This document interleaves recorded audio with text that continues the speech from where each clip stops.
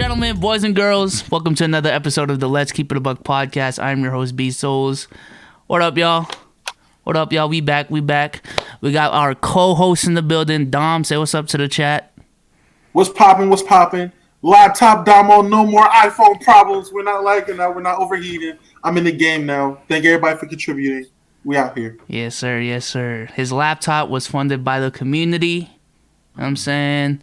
We just got to get the mic straight for the next pod, so bear with us for this one. We got Omar in the building. Say what's up to the chat. Hey, guys. I'm Omar. So, yeah. You should know by now. If you don't know, familiarize yourself. If you don't know, now you know. I'm saying. Yeah. TSO, say what's up to the chat, man. Hi, guys. Sorry. That was good. This dude right here. We got two guys with hats and two guys with do-rags. You know what I'm saying? We out here. Takes this shit off. I'm just making an observation. I can't make an observation. And I think he's gonna say that's borderline. Okay. I just said we out here. What the hell? Yeah, go ahead. All right, bro. We out here like a gang, right? No. Yo, what the fuck? Yeah. Look at this dude, bro. Look at this dude. Yeah, B, nigga. Yeah. What's wrong with you? Look at him connecting the dots early on, man. Shout out to the Spotify people. Shout out to the iTunes people. Give us a 5-star, please, and thank you. Shout out to the YouTube people as well. We are officially back to back 1Ks in the building. Shout out to the Patreon as well. We're gonna get you some more Patreon content soon. We're gonna talk about that after the pod real quick. And shout out to the TikTok people, man. We got a little bit of a following on there. we uploading once a day. Great clips, you know what I'm saying? Shout out to the Instagram as well. Shout out to everyone. But let's start off this pod by just asking how's everyone been since Wednesday? How y'all been, man? I ain't done shit. Omar look like he sell bean pies. I think he's been doing great. I've been waiting for COVID to end. I've been trying to sell pies, man. I've been trying to sell those pies. Pies? What does that mean? Bean pie? Bean pies? I don't know what that means. How you gonna make these race-based jokes and you don't know? I did not make no race-based jokes, bro. Oh my god. Race-based jokes. Nah, but it's go time for AMP, so I'm stressed out. Like literally, we just switched the. We're supposed to link tomorrow. We just switched the videos last night, so. Switch like the videos y'all were planning on type shit? Yeah, switch the videos that we plan to do. Just all of them. Just, hey, let's do this now. Do y'all record like 3 videos at once, or is just like one project for the time y'all record? It's like if they come in town, well, when they come in town, 3 to 4 videos, really like 3. 3 to 4 videos, and they go back out of town, and they come back in town, 3 videos. It's pretty dope, man. Well, good luck. I just said I'm stressed. How is that dope? I'm stressed. Good shit, boy. What? I'm just saying, bro, the shit y'all do as a group is dope to me. That's what I meant by that. Y'all getting iconic at this point. I hate them, so. Wow. Oh, fuck. Well, let me get a gunshot in that. Y'all hear the gunshots now? I just noticed that last pod. Yeah, I hear them. Okay. Let me test it again. All right. Yeah. I was like, damn, no one's acknowledging the gunshots? I was like, well, okay. It just wasn't connected right. I'm leaving the suburbs now. Let's go. Does that deserve a gunshot? There you go. Yeah. What do you mean by that? You know, when you come out the suburbs, bro, it's a combination of you can't be sweet, but at the same time, you don't want to mess with the hood niggas. So it's like, bro, you got the suburbs, man. I don't know what the fuck I'm talking about, right? But come on with the pod. No, this is the pod. Like what do you come on with the pod? I've had a long day, bro. I'm tired, bro. Sage, what did you do today? If you want to, Sage, I told you the first episode you were on, bro. This is therapy. So if you want to, I'm saying, I don't want to vent, bro. I'm gonna start crying on this bitch. I'm gonna start hitting the bottle. Cause hey, I'm one boys who cry. That's me, nigga. I cry. You start talking, nigga. I be on this bitch crying. You want me on that motherfucker, bro. So there's no sage vent on this motherfucker, dog. That's why I don't keep my camera on when I be talking to chat. And y'all be thinking, oh my God, he's mad. He threw his controller. Bro, I be real pissed. So like imagine if I'm actually nah, Mo. Nah. Alright, bro. Okay. I respect it. Dom, why are you laughing so hard? Because this nigga said, bro, come on with the pod. Oh, this is the pod. I was going from there. From there. That nigga said, bro, fucking man, come on with the pod. Bro, I'm not on my best today, bro. Just come on, man. I feel it, bro. I feel He it. look like he want to cry for real. I'm not gonna lie to you. Bro, pain is behind these eyes, man. Yeah. It's not a good time. All right, it's cool, bro. It's cool. All right. What's the first topic on the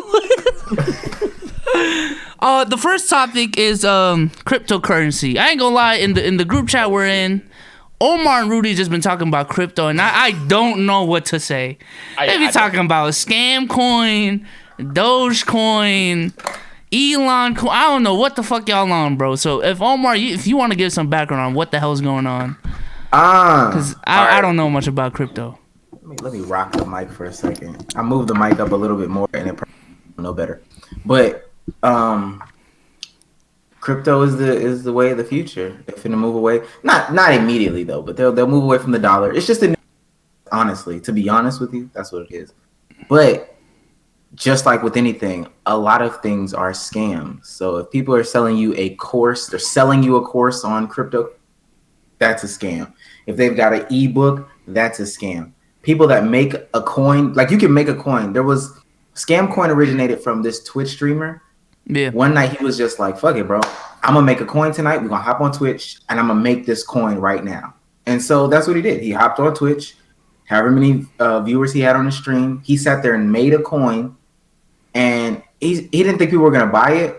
But then this wave of people just bought it and pumped it up. And people were making like 5-10 times their money on this fake coin. Like this guy didn't know what he was doing.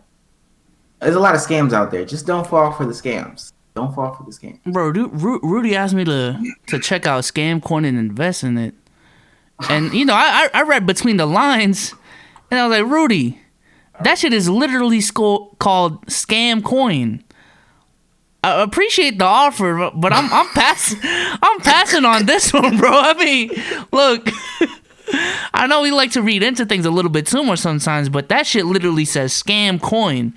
So I was like, nah, it's actually funny. It's based off the streamer, and I was like, yeah, but like I don't give a shit, bro. There's some scumbag streamers out there, bro. That shit is called Scam Coin. No, thank you. But and Rudy's a nerd. Rudy's a nerd. Let me say that. Like, okay. For you, I'm just saying. And that's him. Hey, that's this guy right here, bro. That ain't me. But for you to know about something like that, I low-key feel like you have to have a certain nerd level. And that doesn't exempt me. Just nobody's going to call me a nerd. But I got some nerdy tendencies. That's why he and I were going back and forth. Relax. That wasn't even... What's wrong with being a nerd? No, but I'm just saying he has to say that. Like, we know what I got going. You just called our editor a nerd. What? Yeah, bro. Our editor, a nerd. Hey, we was up at like, look at you. At like 2 a.m. talking about Scam Coin and Poo Coin. He's a nerd. Yeah, I definitely was reading. You were talking with him. I'm about to say you're talking to him, nigga. That's fine. That's and fine, it's not bro. like you were asking like, yo, Rudy, what you talking about? You're going blow for trying to blow, put bar him for on. bar. I'm like, yo, what? But I get what you're saying. He's not here, so I'm gonna call him a nerd. That nigga's a nerd. Rudy, I love you. He's a nerd, bro.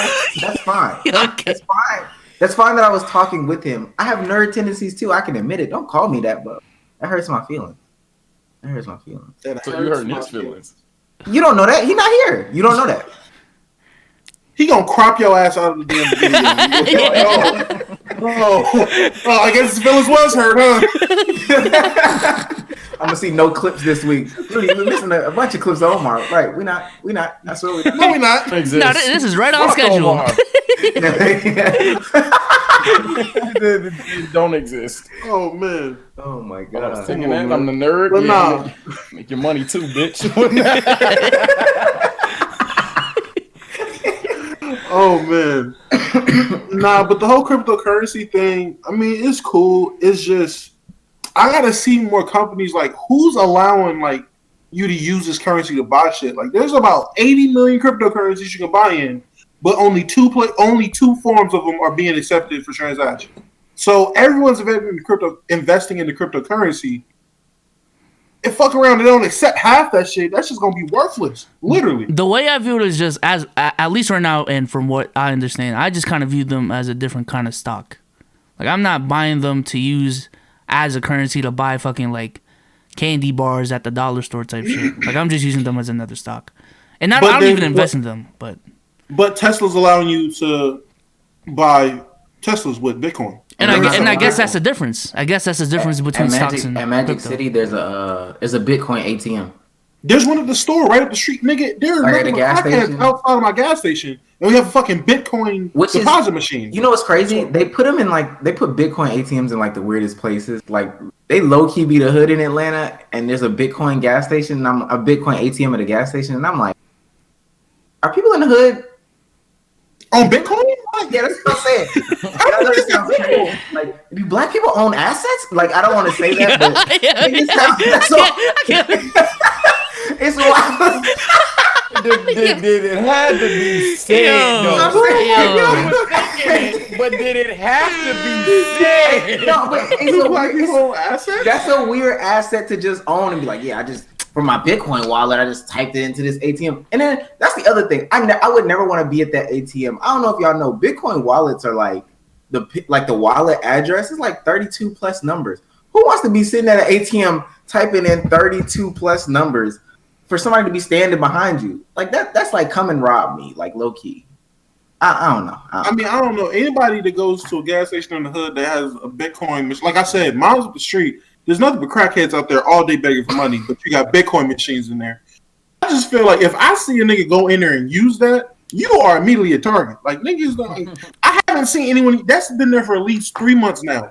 No one's even looked at it. Niggas ain't touched it. So the first person that uses it, I'm like, nigga, you bold. Like you got that shit like midnight, like real late when it's empty. You can't do that shit midday. No niggas gonna follow you. Like what? That is dangerous. The thing, can you even rob Bitcoin ATM machines? Rob a nigga for a login and password. Give me your fucking password. Yeah, I'm about to say, let's say you got a Glock, right? Someone's withdrawing something off the Bitcoin ATM, pointing at them. Yo, give me your Bitcoin. Like, is that? Can you even do that? He run up on you. What city did your parents meet in? Nigga, hit you with some. What's your security question? What's your mother's maiden name? Is that the future? Is that the future of crime, yo? What's the name of your first school? What's the name of your first pet? What was the name of the first elementary school you went to? They ask you all the What's the questions. pin they texted you? What's your mother's That shit is wild, bro. But yeah, that's all there is to Bitcoin. Just look into it. Don't get scammed on any investments. Nobody should ever. It's a lot of stuff flying around, and a lot of people are throwing out numbers. I don't know if y'all follow Annoying TV on Twitter, but he keeps his he's been keeping his Doge information, not all the way information, but how much money he's making off of Doge. He's keeping it posted on Twitter, like in the media. Don't follow everybody. Like, do your own research. By the time you follow somebody, it's probably too late. Like, so when you say people are pumping a coin, what does that exactly mean? I feel like that's a dumb. To me, that's like a dumb thing. That's a stupid dumb thing. So essentially, it's just like because Phantom was in a Discord where he said it was like 100,000 plus people, and they were all in there just literally putting money into Dogecoin, just buying it. Just I'll put 5, I'll put 10, I'll put 500, I'll put 5,000. People just putting money. Yeah. And then it didn't go anywhere. This was like 419, the day before the 420 Doge day. So, but it's literally just people just putting money into this thing, and then on 420 it's supposed to shoot up, and then it went nowhere. And then over the next 3 days, Dogecoin actually went down. So it's like, why? It's kind of, I'm just more so confused of like, why didn't it go up? Like when people are dumping money into this, it don't work like that. It don't work like that because just like it can be a bunch of people pumping their like money into it, there can be just as many people watching it go up, like maybe, and they're selling, and niggas are selling immediately. What is smart is what I've noticed. If shit is you buy shit as it's either at its lowest or when it's going down. Because when you buy, like when shit's going down, people are usually selling. When they're selling, the stock goes down.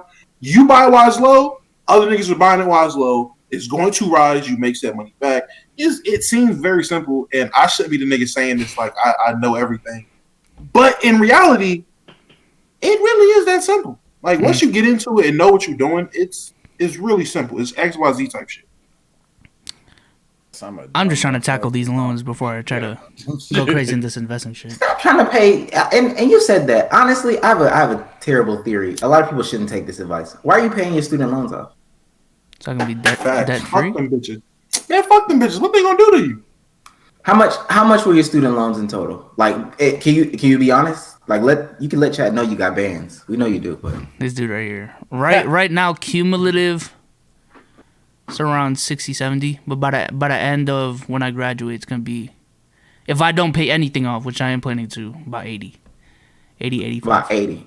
So my logic is, and it makes it so much like, and this is what a certain race of people did, and that's why they got ahead. To be honest with you, they took that student loan, they took out everything that they could, while they were in college, invested it, or didn't spend it on just stuff, but they invested it into, whatever they had going on, whether it be a business, whether it be stocks, bonds, savings, real estate. And then by the time they got out of school, they might have had $80,000 worth of debt, but they had this asset that far exceeds it. So I guess the way that I could put it for YouTube even, say you took all that money and pumped it into YouTube and maxed out how your ability for content creation or whatever, like your business is your investment. Yeah. Sure, you'll graduate with $80,000 in debt. You would have an asset. You would have a YouTube channel that would be at $160,000 a year type thing. Like you would have an asset that brings you in a lot of money. You could pay it off tomorrow. You could pay a student loan off tomorrow. Pay it off tomorrow. Pay it off the next day.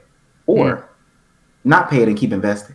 That's what people were doing with like Bitcoin. I don't know if you ever heard of Bitcoin millionaires and you try to figure out what did y'all do? They took their student loan debt, some kids in San Francisco, they took their student loans out, just kept taking them out every single year, even getting private loans, taking them out, and just put it into Bitcoin and waited.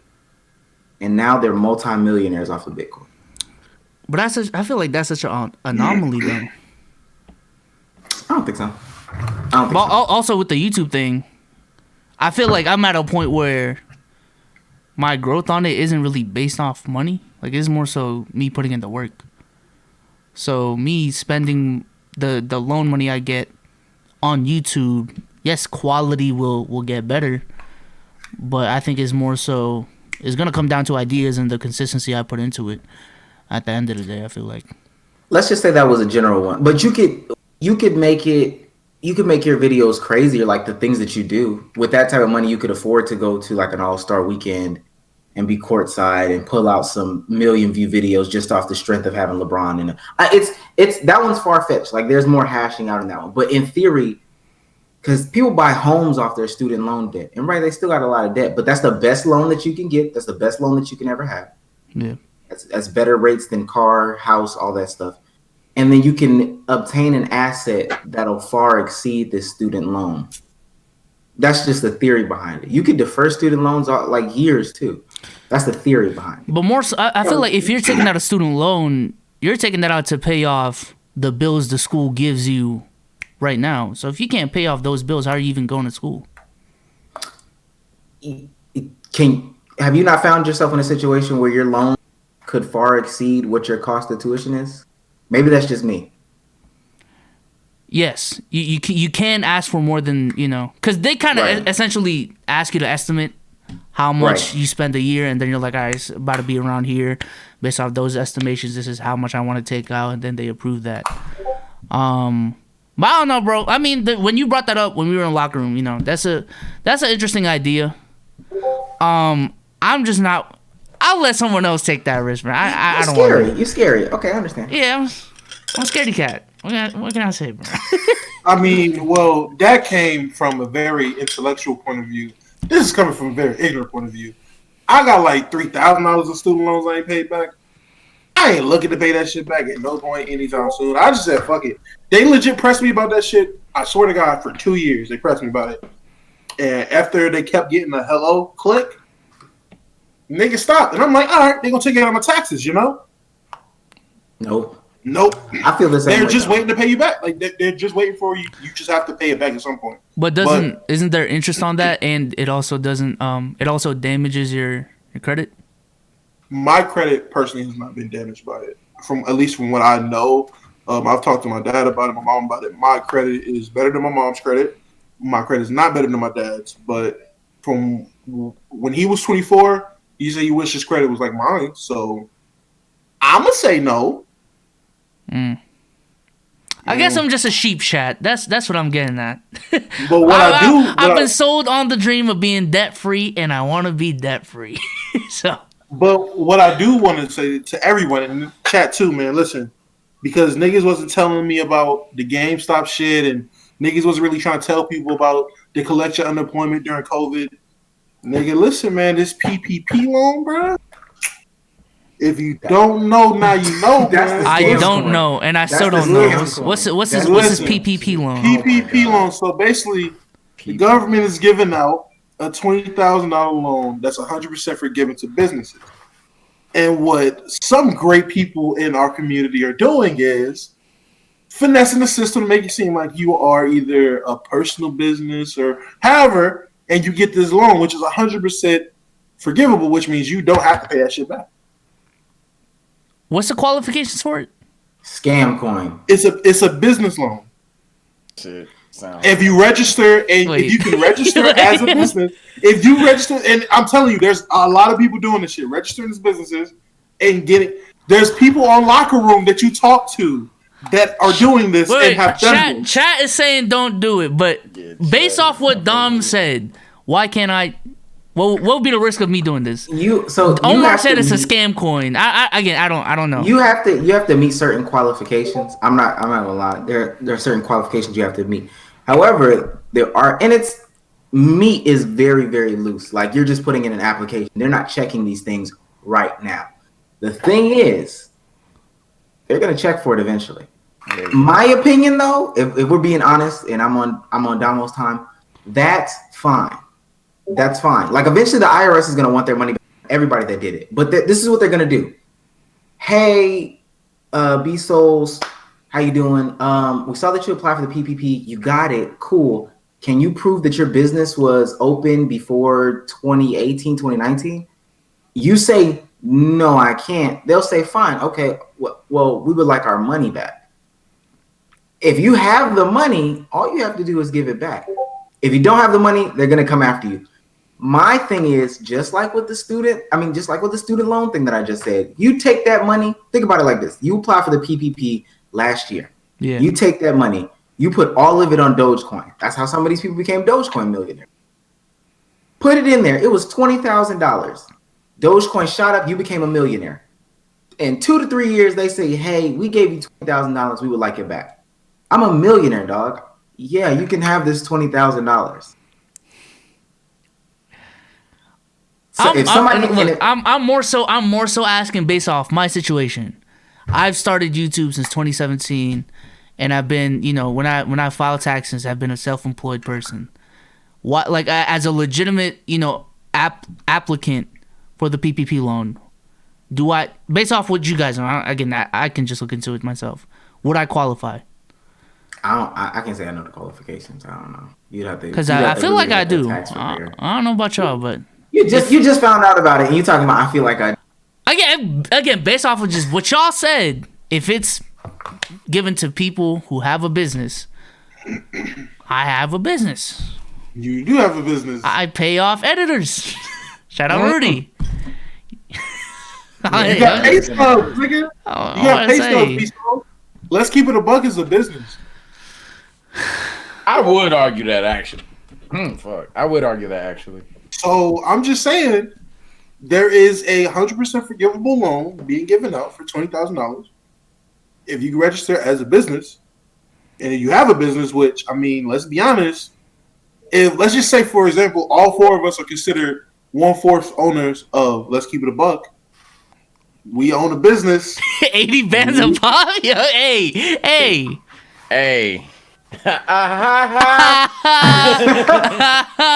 Yo.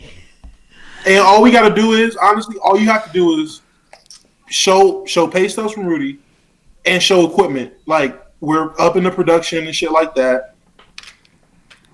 That's the business. That's what our business is.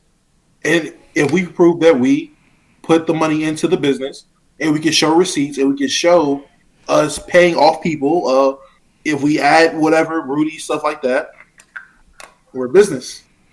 All right, let's stop exposing our plans right now, because motherfuckers just gonna start a podcast tomorrow. Give out $70 to their friends for a C920, $100 for an Elgato, 50 for a mic. Hey, where are my 20 bands? Hey, hey, man. 10K return right there. 10K for about $160 or $70. Yeah, that's a pretty good investment. Are my hands small? But I don't think Hold on, so. keep them up. Yeah, they are. damn, God. fucking Leonard. What the fuck? Yeah. Dom Leonard, that. I was my basketball later. If y'all want more scam tips, DM me. Scam tips, DM Omar. Go ahead, Bezos. Go ahead. No, I just wanted to pivot to the NBA, because that's the next topic. Y'all don't want to talk about ball? Ball's boring now? Ain't talking about ball in a week and it feel good. What you been doing on Locker Room? Well, for an hour, my fault. 3 hours out of the week. This dude right here. Sure. Let's talk about the scheduling of this last NBA season. Essentially, not essentially, but they actually did condense the season down to 72 games.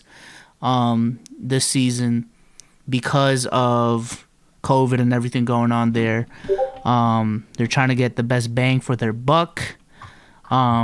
Trying to get the most money without. Who's beeping? My shit is beeping hella hard. That's me. Oh my gosh. Go ahead. Okay. But yeah, essentially they shortened the season down, trying to get the most revenue out of the season, and it has had. I can't talk right now. It has its drawbacks. One, because of the condensed schedule and the time frame it's given in, there's more games. There's less breaks between games. And because of the COVID situation, when people get affected by COVID, they would have to delay games. And now there are teams like the Memphis Grizzlies, which, chat, correct me if I'm wrong, comment section, correct me if I'm wrong, but they have like 7 games in a 10-day stretch type shit, which is wild.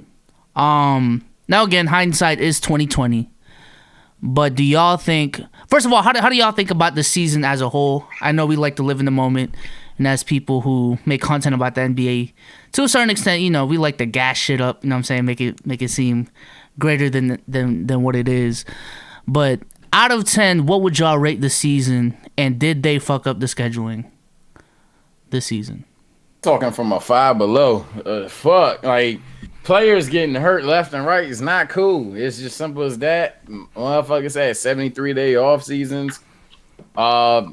Most teams in the league, because most teams made the damn play-in, had less than like 150 tops. Like, nah, shit's ass. I seen Orlando. I forgot what day it was, but it was like Vooch and then 5 other players that almost made debuts on the damn team, borderline starting. Like, nah, this shit's not good. The games are forgettable. Even the good ones are forgettable. Yeah. Like, shit, I had to remind myself that Sexton versus the Super Nets happened this year. I was like, oh yeah, that did happen. Like, nah, this shit's ass. I ain't gonna lie. 2. Fuck. 2. Okay, so let me ask this: what's a 10 season? To me, a 10 season is 2016. Okay, well, we agree. 2016 is a 10 season. So if that's what a 10 is, what's a 7? What's a 5? And what's a 3? Like 2009. 2009 is like your average NBA season. 2010, 2012 is another average NBA season. I say when you get to 2010, 2014, you get to slightly above average. Look at that. When you get your 2013, oh well, shit. No, you look at it. No, your memory's crazy, bro. Yeah, I'm about to say, like, I'm trying to think. 2009 was average. Shit, was it? Oh, nah. And when you get 11's to an your 8 to me. 2013s, I ain't gonna lie.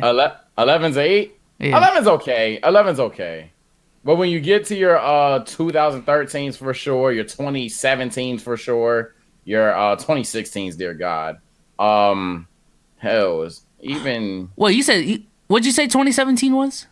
2017. The reason why I think 2017 is special is because it's just the fact that some shit we've never seen before. Damn, that regular season was crazy. As a regular season, like, I know the playoffs were predictable. Yeah, but the regular season was wild, bro. A lot of great. That's why I give 2017 a lot of underrated praise because that shit was kind of crazy. 2018. 2018 is a 10.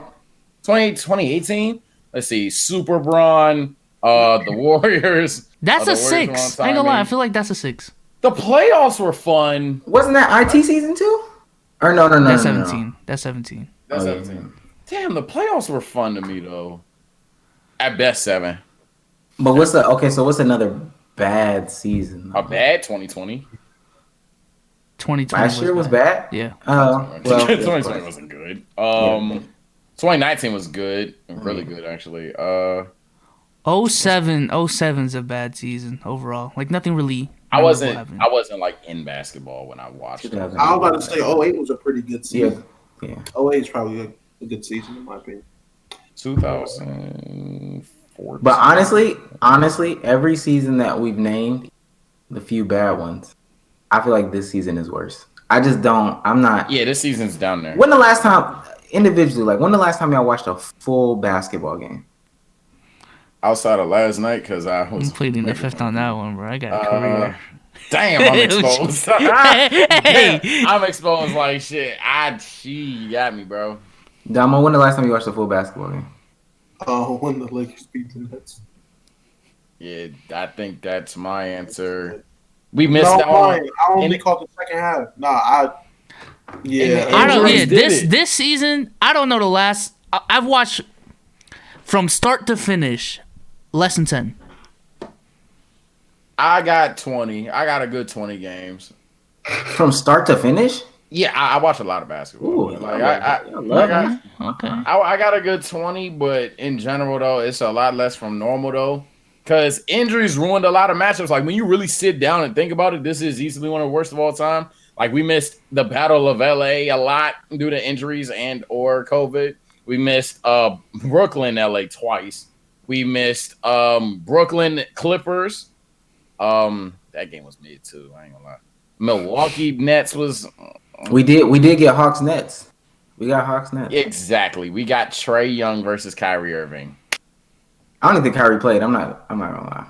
Oh shit, he didn't play. See, I didn't watch that fucking game. Another call out game. This nigga Kyrie treating this shit like a 9 to 5. He just calls out games he don't want to play when he's upset. I don't. You're an entrepreneur, bro. What can I say? KD just getting back.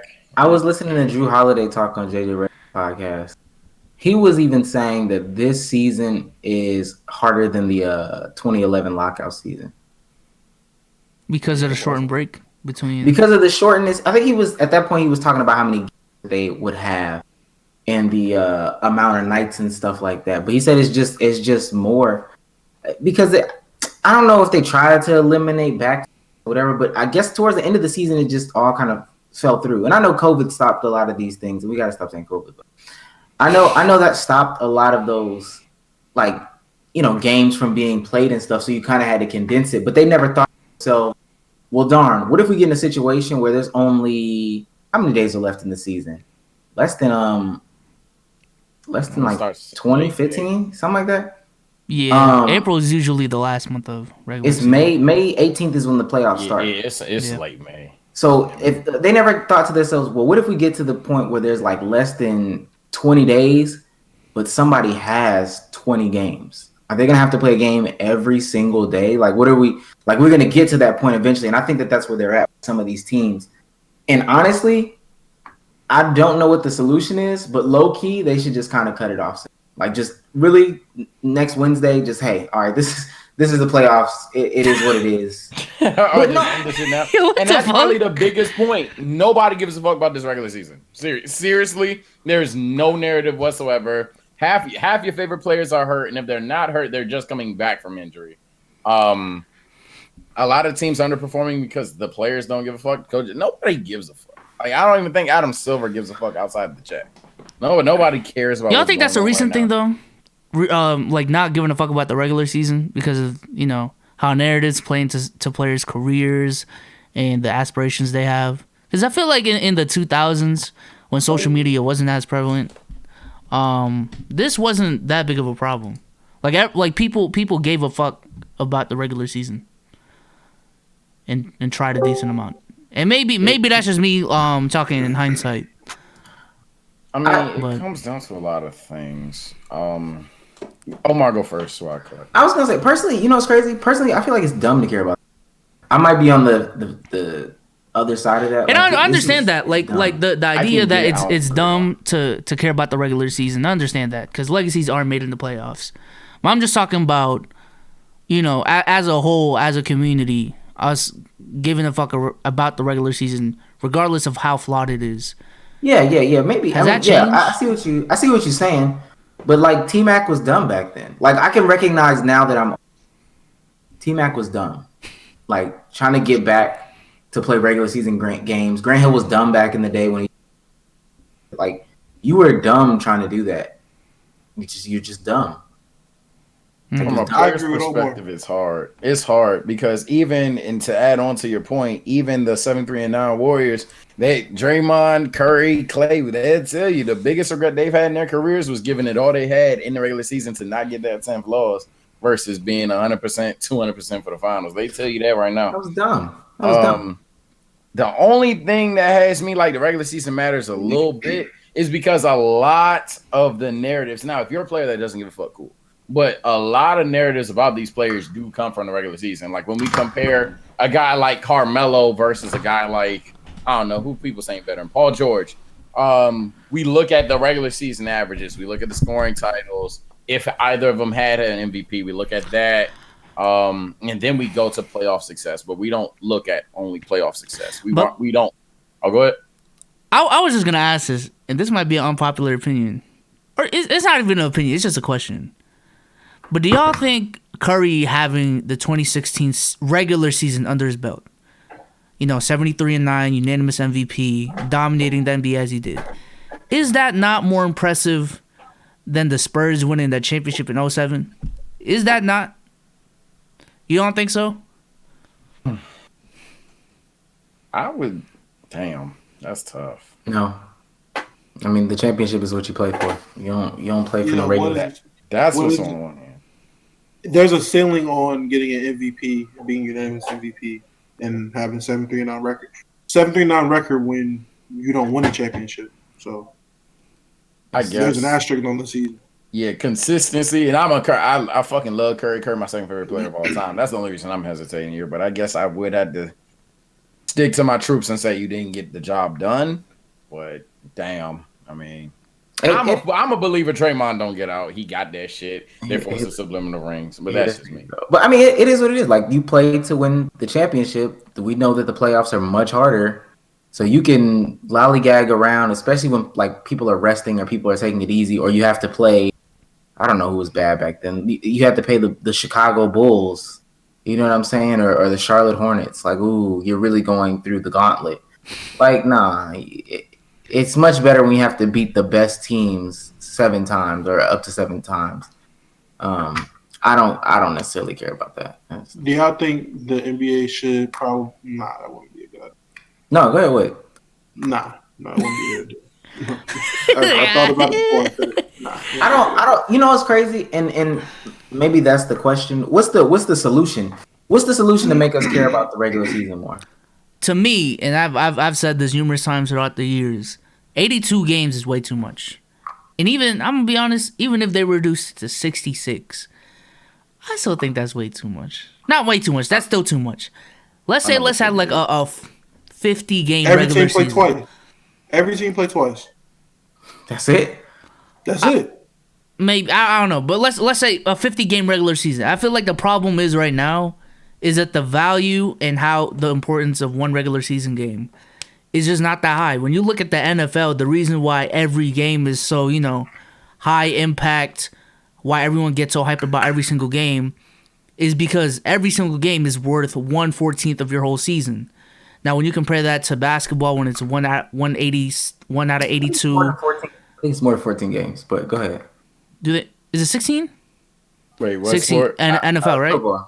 Oh no, that's 17. Or 16, Okay. They just upped it. 16 They games, up- 17 weeks. It's They still just still upped less the than trip, too. 20, less than 20. Yeah, that's Compare that to NBA where it's 82, MLB where it's 162. It's fucking wild. Them game.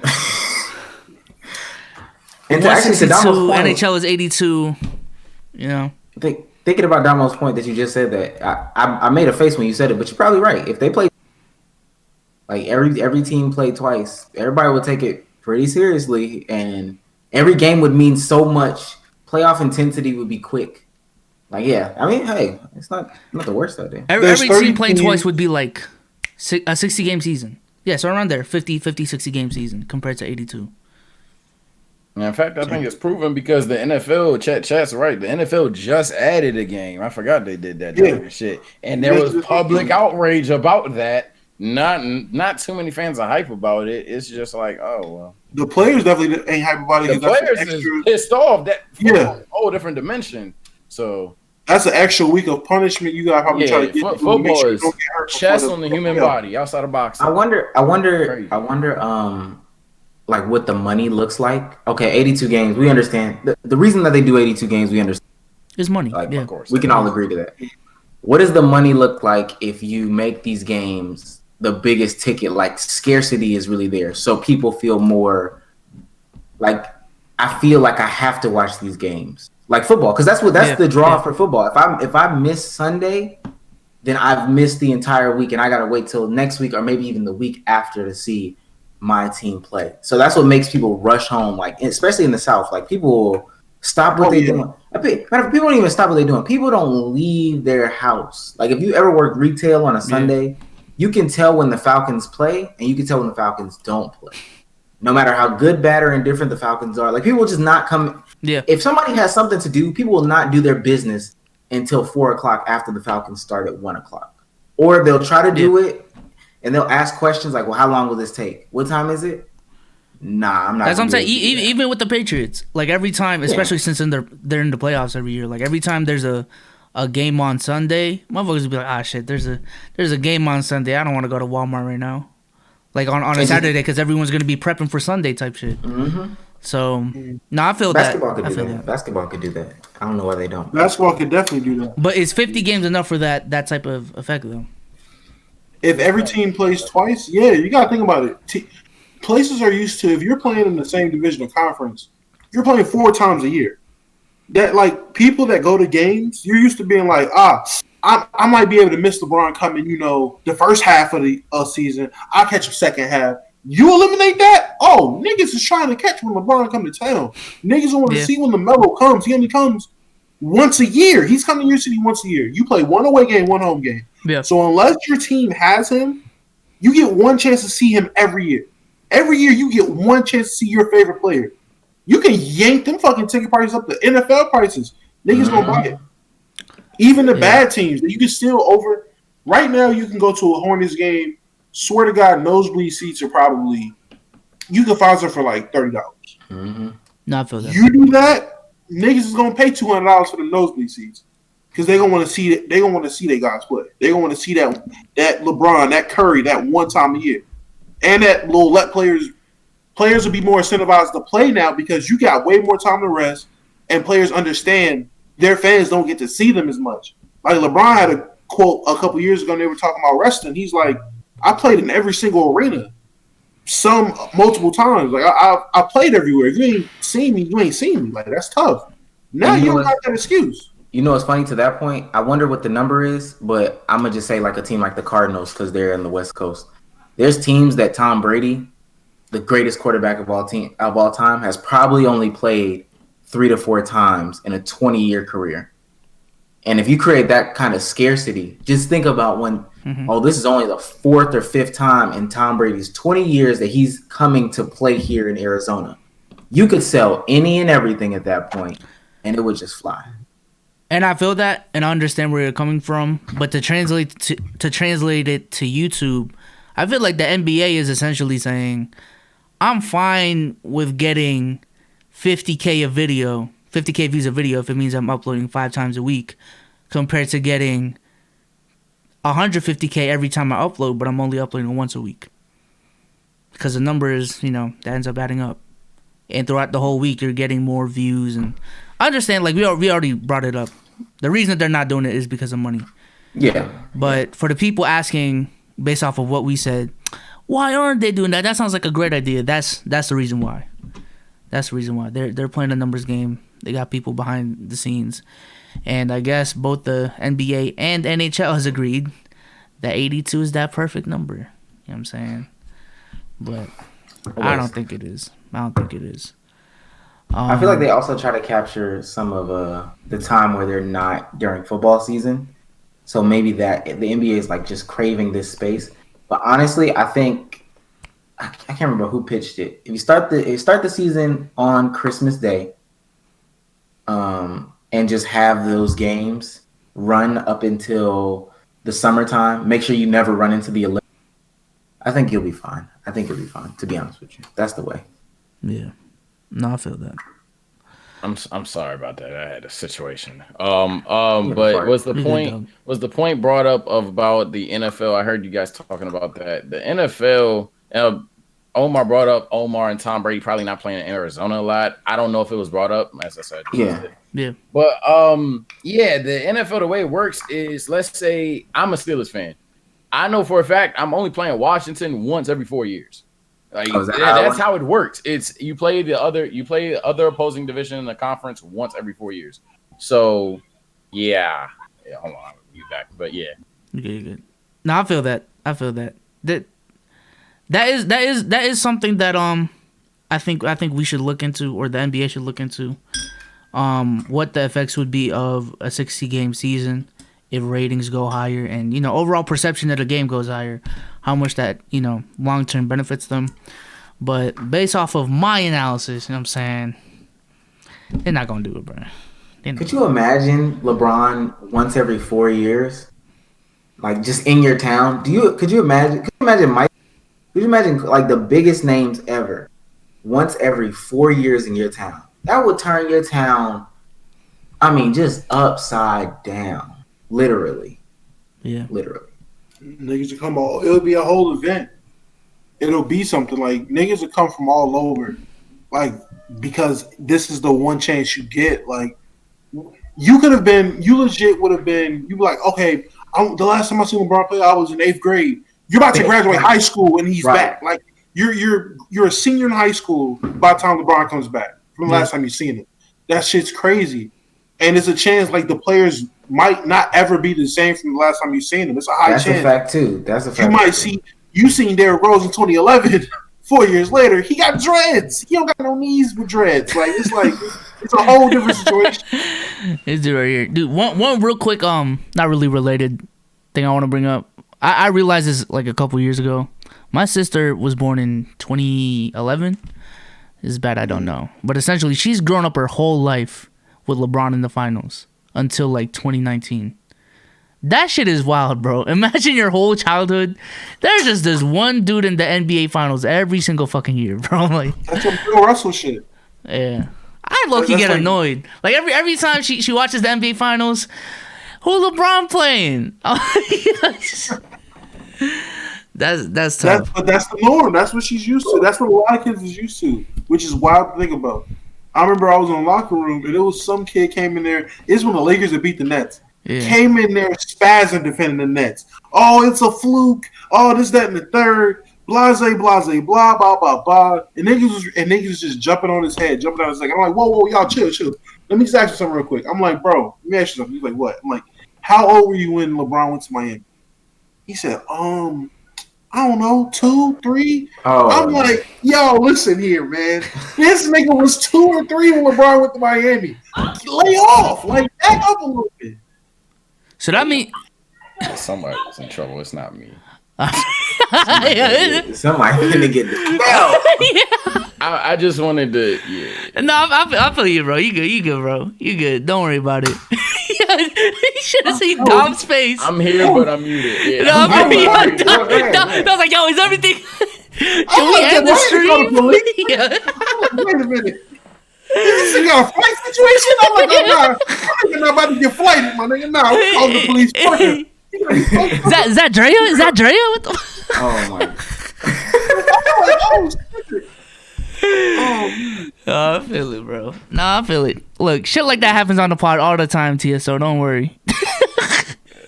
The first 40 episodes, bro, there's like one every pod. I don't know what it is.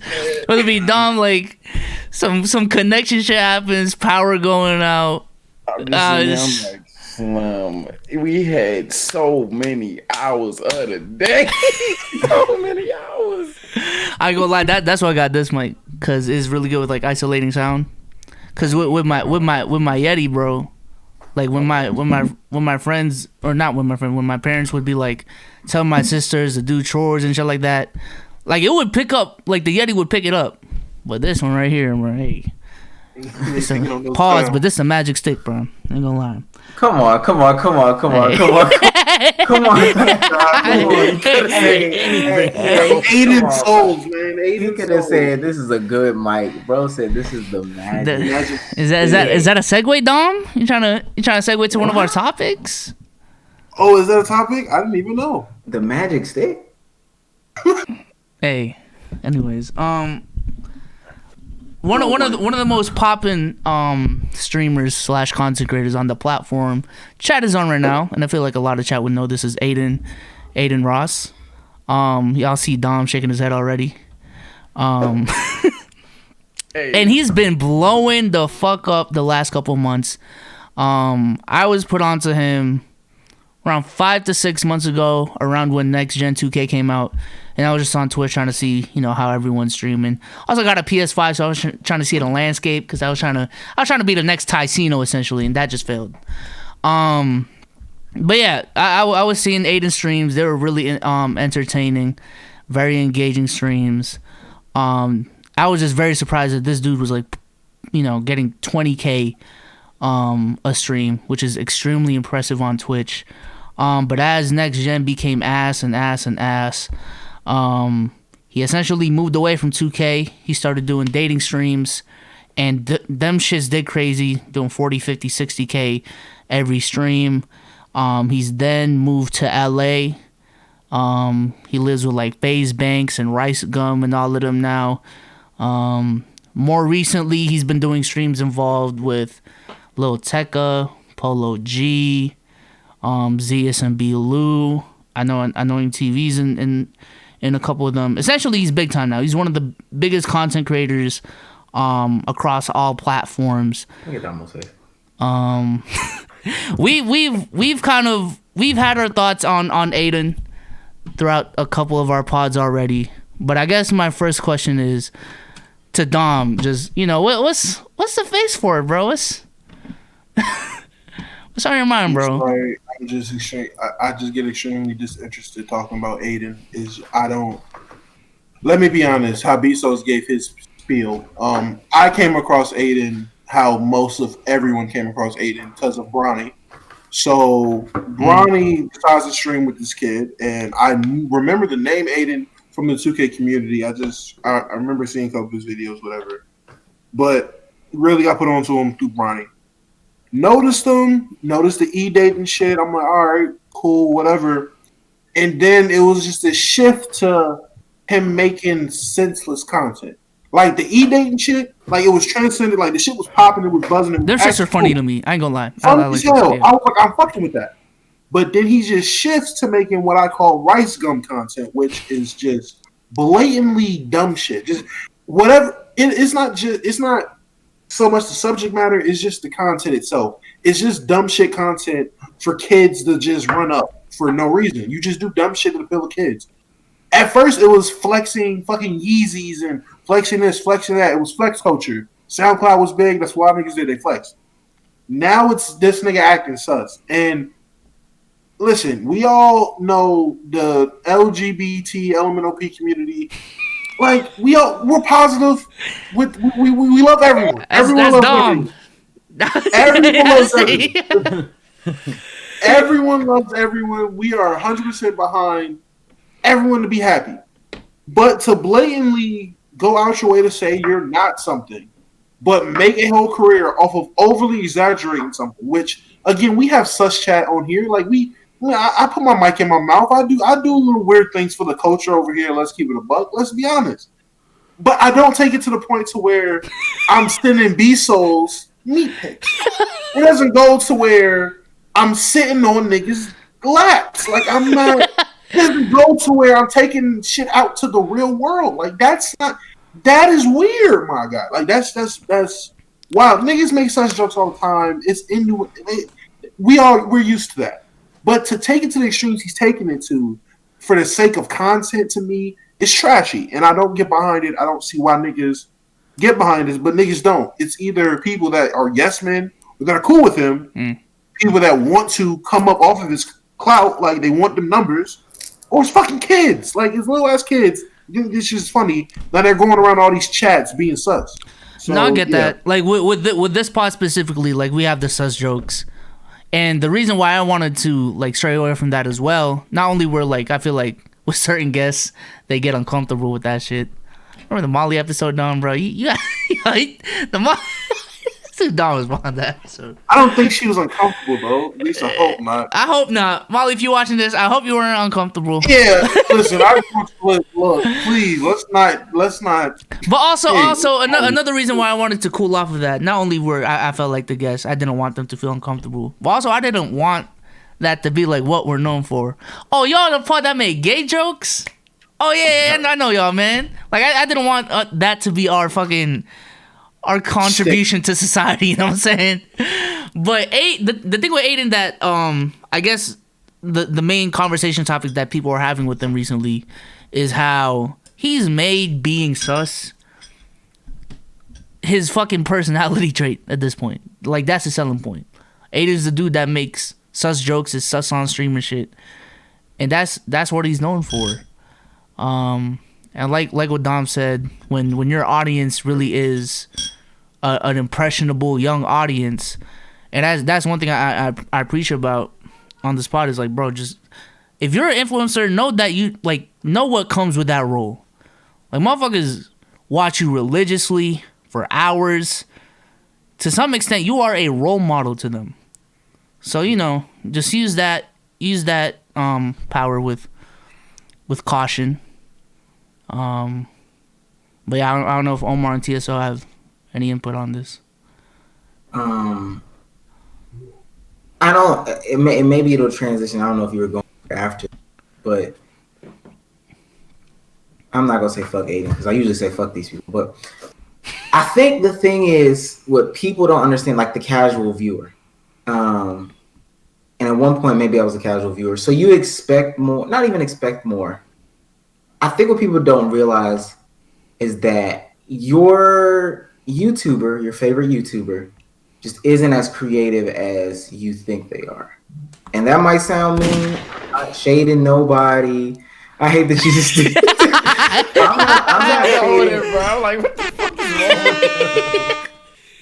I'm not shading nobody. I'm not talking about anybody specifically, but just think about who your favorite YouTuber is and just think like they're not as creative as you think they are. And granted, I don't expect them to be. Most of these YouTubers have started off doing something that they like. We'll take 2K for an example. Decided, hey, I'm gonna record this. I'm gonna do PS4, like I'm gonna screen share or do something.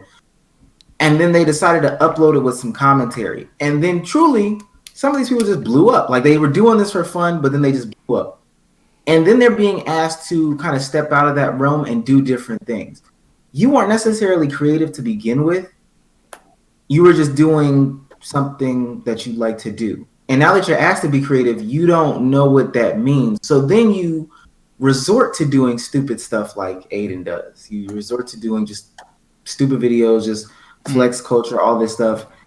And then somehow, some way, hey, you get to the point where you're just throwing sus jokes left, right, sideways, taking it too far, challenging real people, like real rappers or real street dudes to certain things, which is really weird to do. But all in all, like your favorite YouTuber just isn't as creative as you think. They make a lot of money doing what they like for fun. Yeah. And if they weren't doing this, Honestly, if they weren't doing YouTube, they'd still be playing video games trying to figure. They just be the average person. They might be in school still or whatever, but they're not like the most creative people. Like they're just not. So Yeah, that's all. They're just not creative. I feel like with Aiden, again, it started off with 2K content. He was at least delivering you 2K gameplay, 2K content, and then that transition to the dating shit. You know, he's giving you an actual game show. It's very interactive. That's, you know, I think that's his best content, at least from the time I've watched him. And then he switched to GTA 5 roleplay. I think, again, not my thing, but GTA 5 content is a type of content. But from, again, correct me if I'm wrong, chat, but it seems like the last couple of weeks, his streams have just been, I'm Aiden, I have famous people on my stream, I'ma do such shit, and that is the content. Again, correct me if I'm wrong, but that's essentially what it's been, and he does such shit to get a reaction out of people. And, you know, the clips go viral on TikTok, make some traction on Twitter, and if you're on that side of any publicity is good publicity, then hey, that's to you. But it's gotten to a point where Polo G has called him out on the such shit and how it's not funny at all. Like how the fuck you a grown man making such jokes type shit. I forgot who else has called him out. My only other thing to this is, okay, so you do this and your audience is 13, 14, 15, whatever it is. Yeah. In like 5 years, what happens? I don't know how old Aiden is, but you'll be, if it was me, I'm 24. Am I 29, still trying to make such jokes, still trying to do all this stuff for an audience that is now, if you're 14 in 5 years, for an audience that's 19? Like, what do you, and I always wanted this about all YouTube. What do you do? Some stuff can translate. Like, if y'all are talking about basketball till you're 37, basketball still will be basketball. Stephen A. Smith still talking about basketball. But you doing this sus jokes, the ding dong ditches and all this stuff, are you going to be doing this till you're mid to late 20s? I feel that way about like most YouTubers though. Like I showed my girlfriend my meat. Are you going to be doing that when you're like 30? That's weird. At 30, imagine doing that at 30, bro, making that content. Part 54. I show my wife my meat. Gone sexual. Yo, what's going on? I just want to say before I mute back up, my take on Aiden. Yeah, I got me back up. I'll just say, Aiden, personally, I think he's one of those dudes that you just watch when you like at 1 a.m. You just chilling. You're like, I could laugh. I guess I watch him, whatever. But I think Omar 100% right in the sense of that's pretty much it. And it's no shade to the dude. Keep grinding. I'm all for everybody getting paid. But it's just like, it has become what he is at this point. Not him as a person, but you go to Aiden, you know what you're going to get. You're going to get sus jokes on sus jokes on sus jokes on sus jokes. And it's not going to stop till that video ends. But I think he tried doing basketball, I believe. But the basketball didn't really... Well, it popped a little bit because he's Aiden. But it wasn't really something that you could tell you keep... Talking about like IRL basketball? Yeah, like it wasn't. Okay. It wasn't something that I'm like, oh yeah, I want to see Aiden play him, and I want to see him. But that's because that's something that he doesn't do. So he saw somebody creative, and then he decided, okay, I seen other people do this. Let me do it. Like, yeah, I dig it, and I see what all y'all saying. Like I said, I'm on limited time here, but yo, that 2-minute warning right now. Right, yeah, I'm taking advantage of a situation right now. But I'm just saying, I view him as one of those dudes that you just like, yeah, because y'all ain't really say nothing wrong. It's just like, I don't dislike his content essentially, but I do have a concern about it in the sense of when you turn 30, or even when, at some point when people tune in your streams and they're like, he's still doing this shit, and then at some point it goes from he's still doing this shit to, all right. Like I understand Aiden's just doing it for jokes. And I personally wouldn't go as far as to say like he's homophobic or anything like that. I just think it's corny at this point. Like it's just how long will those jokes actually stay funny type shit? If it already, you know, a lot of people think it isn't funny already. So if you're a comedic genius, then you gotta I pivot to the next joke. You know what I'm saying? Yeah, he's a funny dude. Yeah, that's what I'll be saying, because he's a funny dude in the grand scheme of the thing. Like, he could do his natural content and probably succeed. Like, he's gotten there from some standpoint. Granted, he had a significant boost with Bronny, but he can make content. I'm sure he can do that. But I think Omar hit it on the head, where if I gotta keep it a buck, he ain't as creative. He ain't as creative as he could be, or as he should be when he's on this platform. Like, you would think a guy with his following is just like insanely talented and making various content, or taking a niche and expanding it to the highest degree possible. And it's just not the case. It's just him, I guess, improving the jokes. I don't know. I don't know if sitting on the man's lap is improving the joke. But it's something. Imagine this motherfucker sitting in the room. Yeah, this the next step. This the next step. Just calling your agent, saying some wild shit, to then while Z is doing a bench press sitting on his lap. Yeah, I don't know what you call it, but that shit is wild, bro. Something. But yeah, like I said last time, it is no diss, because I found myself even laughing about a clip that someone sent to me of what he sent today. So I'd be phony as fuck if I got on here and I was like, oh yeah, fuck Aiden. I can't do that, because I laugh at shit. But at some point, I do get concerned, because it has slowly become all that it is. So that is a red flag in my opinion. And I know this is because I like to. You asked this question about something you see. Is this funny? Is he funny? Is he creative? Is he entertaining? Or is it just like this kind of taps into like the most basic form of humor that I have in my mind, like as a person? I feel like when you watch Aiden, it's kind of like it brings you back to those fucking like high school days. Yeah, like PlayStation group chat. Let's just be honest. That's kind of what it brings you back to. Like those PlayStation party, Xbox parties where you just on the game, whatever game it is. With Aiden, it was 2K, and you just cracking jokes, saying wild shit. You know what I'm saying? That type of humor. I do that as a grown ass man. That's not the problem. The jokes aren't the problem. Like no cap. Like I'm like saying I be lying. Like I make jokes when I'm playing Xbox with my niggas. I make jokes in the locker room. Like no one cares about such jokes. Such jokes ain't the problem. But when you're sending niggas dick pics for the sake of content or shit to talk about, that is a problem.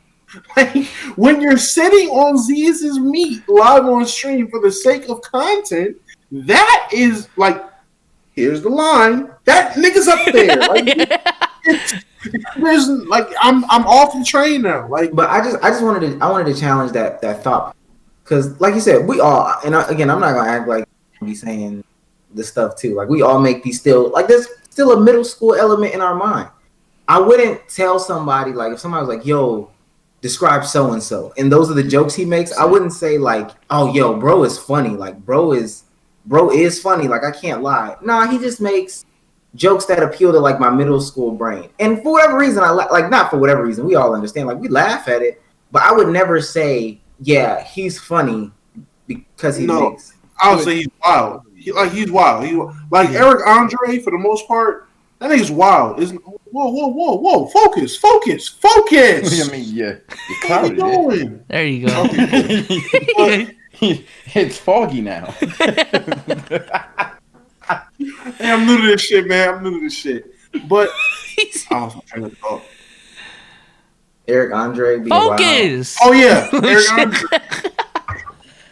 Eric Andre, he's not funny. He's just mad wild. He does wild shit.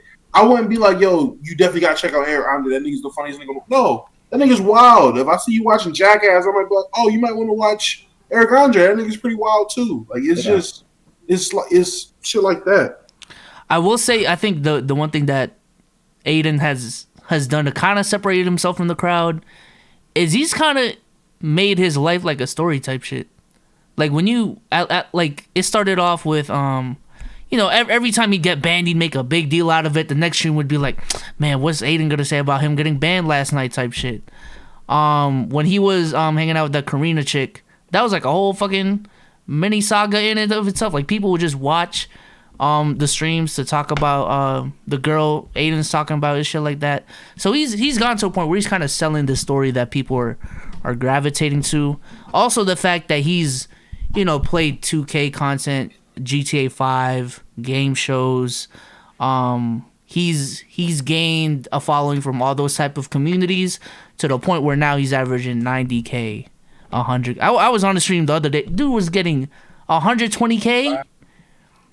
And those are numbers that, like, I remember Flight had a stream. It was sponsored by Uber Eats where he had 120K, and Twitter was going wild because that just seems crazy. But Aiden's pulling that on a regular basis now. So I mean, I gotta give him props for transcending 2K at least the 2K creator. I guess so. But again, my thing is it goes up there. I don't see him being this other transcendent level person that's going to take this to the next thing and just build upon to where he's like, I don't know, all the YouTubers that have just transcended YouTube. I don't see. Could you give some names?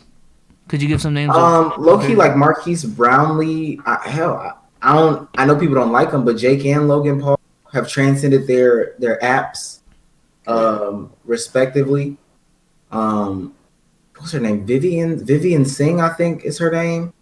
But I'm talking about the huge name. I would even say he wanted to go to do something else. Like, I believe he's transcended YouTube. I don't see that with Aiden, but I don't see that with a lot of content creators. So I fear in 5 years. I told somebody this one.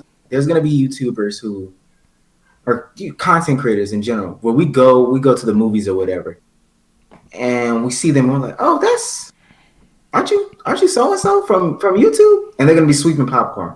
Not saying there's anything bad with sweeping popcorn, but at the same time, you were the person that was pulling 900K viewers on Twitch, and now you're here. You have no skills to fall back on. All this stuff. Like, it's just. Look, I'm gonna keep it hot. That's kind of an overstatement.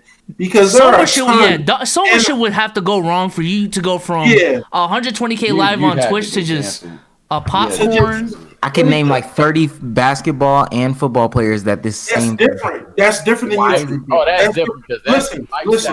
Let me tell you why. An NBA player, an NFL, like an athlete, their life is literally their checks, them game checks.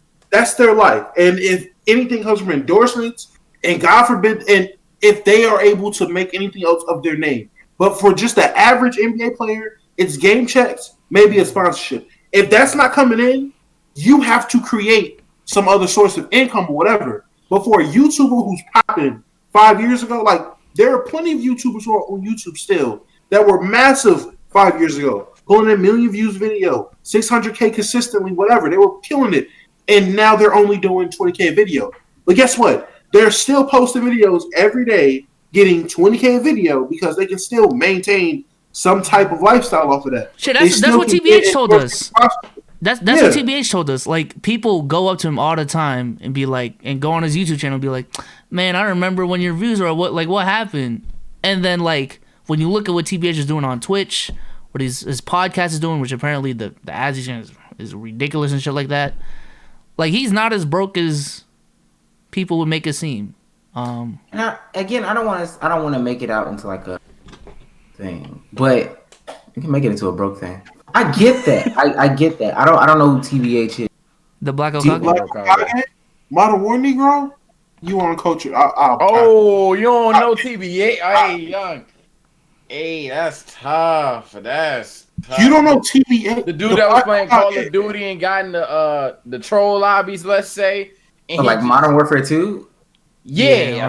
I'm not gonna lie. He was talking crazy, dude. I was watching like Only Use Me Blade and Chris Smooth and everybody that was a machinima. Every machinima. And you know what's funny? That's an example. Matter of fact, we can stop it right here. Just about every single machinima respawn gamer from that era is like no longer on YouTube. There are a few. But machinima rape niggas' pocket. Oh, I'm sorry, I don't know if I can say that word on Twitch. Machinima finesse people's pockets, like, and it was widely known that, and that was what 10, 15 years ago. Like, But I get what you're saying. But this is what I'm saying. I'm saying the same thing. I'm saying 5. 5 is a short. I might say, It yeah, might be 7. It might be 6. 10, It might be... 10 to 15 is different than 5. But what I'm saying to you is though, okay, cool. They whatever happened with Machinima happened. I understand that, but they still have this name. You're still Hutch from Machinima. You're still Only Use Me Blade from Machinima.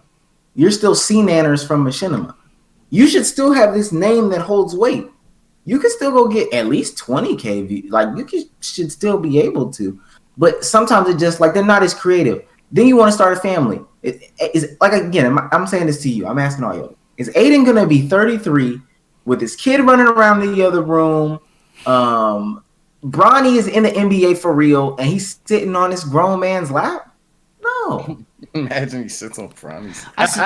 Mind you, Bronny is 5 years into the NBA, 2 finals trips at this point, and he's sitting on Bronny's lap. Okay. Based off of the content he's making right now, the answer is no. But if the question is, can he still make a living off of making content? I believe he's gotten to a point where yes, I can say yes. I think it would take a lot for him. It would take a lot, bro. Considering that, I think what we can't take away from him, and I'm not just some Aiden apologist here, honestly, but I think what we can't take away from him is the pivot from 2K to E-Date to now sus mode, I guess you call it. Yeah, he's already shown you that he can pivot. Like that's what I'm saying. He's shown you that he can change to different types of content. This is the same demographic though, and I think that's the thing that I'm really stuck on. Like not even trying to be funny. I'm gonna call him out because I really don't care. But if we can all agree, 2Hype's demographic is probably like 13 years old, 13 to 16-year-olds. Yeah, mostly white kids. Yes, correct. Being honest. When those 13 to 16-year-olds become 24, what? Yeah, that's. Are they still appealing to the same demographic? Are they going to switch to a different demographic that's going to keep going back? That doesn't have an age gap? Are they still going to be playing little mini hoop basketball to the same kids that were 13 to 16 now that are 24? I don't think so. Me personally, I don't think so. Would a good example be Chris Move? Because I feel like when he was popping, his demographic was that the 12 to 16-year-old, and now he does NBA commentary. I think Chris Move has transcended his app. Like I just think so, and I don't see that from. I think Chris Move has transcended what he does, and his demographic his age range was so much greater. To be quite honest with you. But I feel like Chris Move has transcended. I feel like that's different though because he's an OG. Yeah, one, he's an OG, and two, I would say he only transcended in terms of marketability. Like people know Chris Move, but in the sense of like doing stuff on other platforms, maybe I'm uneducated here. No, not transcended. I just mean he's transcended his niche is what I should say. Okay. Like Chris Move could do car reviews. Like, and that's what I'm saying. I feel like Aiden has done that. He came from the 2K community and he's transcended that. No. I mean car reviews. Like if Chris, it's a car red review. Like it's legitimate. Bro. If Chris Move did car reviews, I would not watch that shit, bro. You wouldn't watch it, but he is so marketable that I bet you it would still give views. I can't say Aiden with his personality and everything that he has going on, he can't jump on the car review. That's me. I don't think your average content creator, not your. I just creative. I don't think they're marketable like that. Once their demographic changes, or once what they do, this niche, they might have 2 niches in them, but once their 2 niches die, and really the second niche is only because they built this name. Yeah, you're so big on this. I kind of want to hear I kind of want to see you play IRL basketball because you're so good at 2K. Mm. But once your demographic grows up, and once your niche kind of goes away, like if there's ever that chance, then especially with the next person chasing your tail. I ain't gonna lie, Omar making me question this YouTube shit, right? I mean, let me hit on Facebook. Let me hit on Facebook, bro. Y'all still looking for interns? I'm sitting here like this is why, and I say to the day I die, at some point in time, I'm gonna look at basketball and be like, hey man, we gonna talk about fucking football today, or we gonna talk about fucking talk about some cartoons or fast food or some shit. Hey, look. But it can't just be the one thing. Like, I truly, you can't just be the one thing unless you're. And I wonder, this would definitely have to do with the analytics. But if I've seen, and I'm gonna call him out, if I've seen Cardiac watch my videos for the past 5 years, yeah, I know one day Cardiac is gonna grow up. He's gonna get a girl, which is gonna occupy a lot of his time. He's gonna start a family. He's gonna have a career, and he's not gonna be there to watch my videos. Now, if I'm getting a lot of my views from randoms and not necessarily the subs, then I feel fine. But these loyal Aidenites or whatever they're called or whatever, eventually they're going to go from 13 to 19, 20, 21, 22, and they're not going to have time or just even the need or the want to just sit there and watch Aiden. Yeah, Bronny, let me sit on your lap a little bit. But my rebuttal would be what about the 7-year-olds that turned to 13? Wouldn't those people fill in that slot? There would be somebody else for them to watch. And that's just the nature of the game. Because rap. Like, I mean, rap is a good example. You would think that the rapper that's been rapping about the same thing forever, eventually he dies. But the rapper that transcends his own thing, I think Drake said in the Lemon Pepper freestyle, imagine if he was still rapping about being, like, not making it or being broke. Like, that would get corny for me. Because I've been listening to Drake since 2008. Drake is 2021. You made it, dog. I don't want to hear about that. That was one of my gripes with T.I. T.I. kept talking about him being in the streets and guns and stuff like that. You're on MTV. We see your house.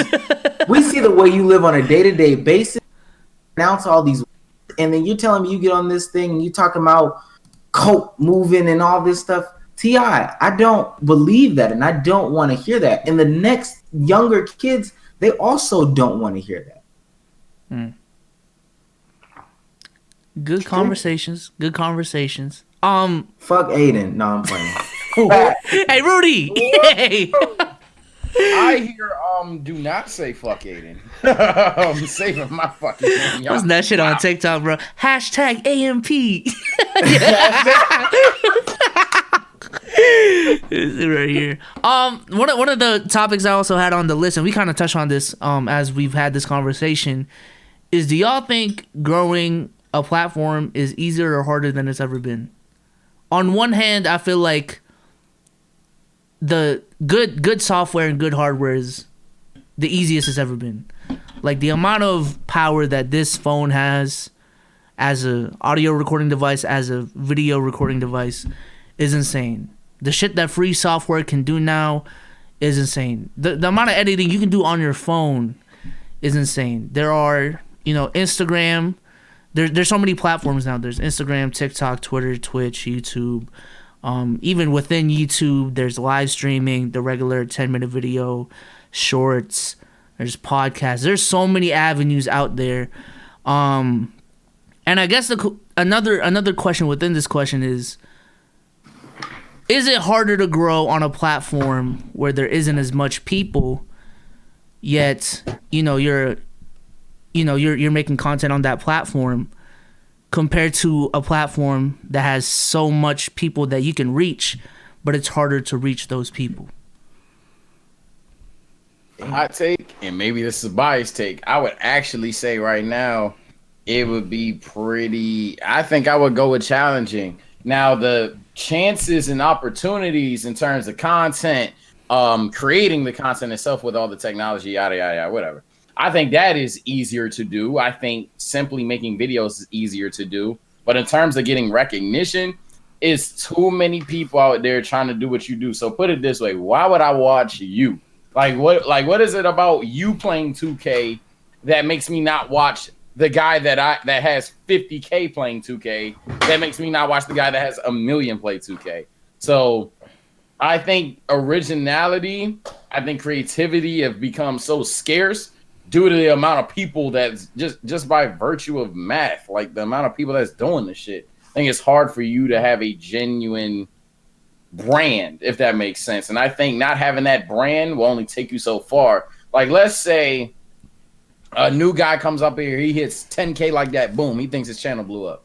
And then it takes him 3 times as long to get to 15K. I think that's the reality of the situation nowadays. So that's just my opinion. Maybe it's biased, but that's how I feel. Dom, as an aspiring content creator yourself, do you think if you started 2013 compared to starting right now, do you think you would have had a harder time in which era? I think it would have been harder back then. I just think now there's more avenues for you to put that content out on. Like now, you can put content on Twitter, Instagram. You can put shit on Facebook. You can put shit on YouTube. You put shit on TikTok. You can stream here, there, and the third. There's a lot more avenues for you to put your name out there. Now, it like Sage said, because there's a lot of people doing the shit, that is something that's more difficult than doing shit back in 2013. So, like, being a 2K YouTuber, I guess, that would have been easier. But you have to think, what was the 2K market like back then? And still, it seems like it's a lot of niggas trying to do that shit, too. Like, how many niggas was doing my career shit back then? When you had the Chris Moves, you had the QJBs, you had the whoever's. It was already established niggas doing that. So you would have tried to find a way to be creative back then on lesser platforms. Now I can just post on YouTube. I can post on TikTok, and if TikTok blow up, I can try to funnel that here. Or if I can get big on IG doing comedy, I can turn that into some Twitch shit when I go live. Like, it's a lot more avenues and ways you can intermingle shit now. I think it's hard to be iconic, but go ahead, Omar. Before I think, if the answer is you can put more stuff, if you put more content out, yeah, it's much easier now. Like back then, it was much harder. They just weren't there. To Biso's point, I will say one mistake that I've made in the beginning stages of my content creation career is that I spent more time than I thought I needed trying to find the tools necessary to do this stuff. To be quite honest with you, these past couple of weeks, my iPhone 12 has been doing everything that I've bought, ran through. It's doing that. It's more mobile. So any vlog footage or anything like that, my iPhone 12 has really been getting it done.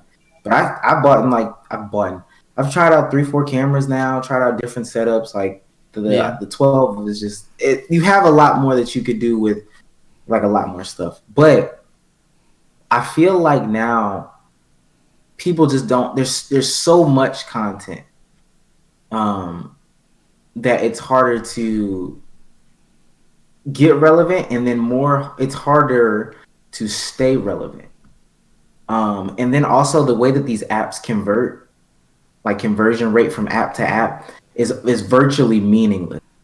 Like, I don't want to say it's on Biso's channel, but there's a TikTok on Biso's channel that has 400K views.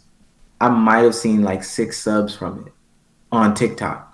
I've been in 5 AMP videos, and I don't even think most of my subs have come from the AMP, more so from the peer-to-peer views that I've been on. Like, that's where most of my shits have been. So there's so much content, and people can only consume but so much. So they have to pick and choose what they're gonna watch. So I think it's harder today. That's a good point. And I feel like the answer is not an easy yes or no.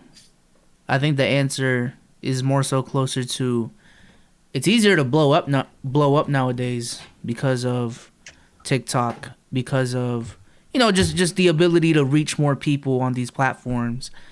But your ability to maintain that when the system wants you to upload daily fucking videos, when there's already a backlog of content out there, at least in the NBA community, like what's you talking about the 2010 season gonna do to me when there's already been 5 videos about that? So, everyone can stumble upon a 1 million view idea or a 500K, 200K idea, but maintaining that and making something, sustainable is the challenge nowadays. I think. Go ahead. The way I view it is just, and I understand people who are probably thinking that it's much harder to do it back then. But one, especially for how I am in terms of just TOS, even I think it's just easier to be yourself back then. But my main thing is just in terms of that legacy, if that makes sense. Like, we all know the Chris moves, I was gonna say the Black Hokages even, but damn, Omar don't know. But yeah, like most of those people, when you say those names, you think of like years and years of videos and content. But then several content creators, even today, we're asking, can they last? Can they keep this up? And I think it comes down to the fact that because of so many people here, that everybody's tenure on whatever platform they are is extremely limited versus a couple of years ago. If you blew up, you probably still even talked about right now as either an OG or you're still watching their content anyway. So I think that's the only thing that I just can't get over. But other than that, I would have to admit I'm privileged to be making content right now, but I just can't get rid of those two things. Maybe it's stubborn. I think that it is a good point that one of YouTube content creation for the most part is still young. Like we know content creators and they're still just catching their quote unquote big breaks. Some of them are off the internet, but we still see some of the originals. I was going to point out the fact 720,000 hours of video uploaded to YouTube daily. That's a lot of content to just be taking in and to try to figure out how to navigate and, organically grow. And then also, I guess it depends on what you mean by blow. Like I've seen one of my followers, Sensei, he's blown up from like 50 subs to 4,000 subs, like in a short amount of time. Like, and I've seen it happen organically. No, your definition of blowing up, it might be different for everybody. Is it just, I don't know, being monetized? Is it making a lot of money? Is it being notable by everyone? Like, I think to me, blowing up is when you can, and this might be a wrong definition, but just off the top, I feel like blowing up will be building your platform where you can make 600, 700 a month consistently. What is that? It depends. It depends on the platform. But no, what's that a year? 600, 700 times 12? Yeah. Do the math. Somebody, come on now. 84 at peak and 72 minimum. 700 a year is 8,400 a year. Or 700 a month is 8,400 a year. 8,400. Okay. Yes. Yeah, now that first I was like, what? Yeah, I was about to say $84,000 off $700. But I will say this too. And this is probably my last one on it. I think it's also harder today because back then people didn't understand what YouTube was. So if you did catch a wave or whatever, and people were noticing, okay, you have 1 million subs, you did this thing that we haven't quite figured out yet, but we understand that you have an audience, so we're gonna start throwing bags at you because somehow you did this thing that we haven't figured out yet, and we're trying to figure it out. But until then, you have the money at you. Yeah. Now there's whole machines behind these people. They're plants. There's a bunch of different plants, and there's ways to make yourself a plant throughout any industry, whether it's TikTok, Twitch, Instagram, whatever it is. They can essentially make people now, just like in any other industry. That so shit is wild, but yeah. It's hard, especially if you don't have that machine behind you. That just makes it a little bit harder when you have. Bryce Hall seems to have just popped up out of nowhere. I don't know. Was he on Vine before or? I think he was a Musical.ly guy before TikTok. Popped up out of nowhere. Yeah. Crazy. Say's looking up right now. I don't even know who Cuz is. Oh, that dude. Yeah, I don't know. He about to fight Austin McBroom, right? That's the. I think so. Let me look at it. Yeah, he is. Austin McBroom, bro. It's supposed to fight? Yeah, they have a boxing match. It's like YouTube versus TikTok, like that. It's like a whole ass. I thought that wasn't real. No, it's real. It's real. TikTok. Yeah. They have YouTubers boxing TikTokers because that's what life is in 2021. But see, and that's the machine behind you.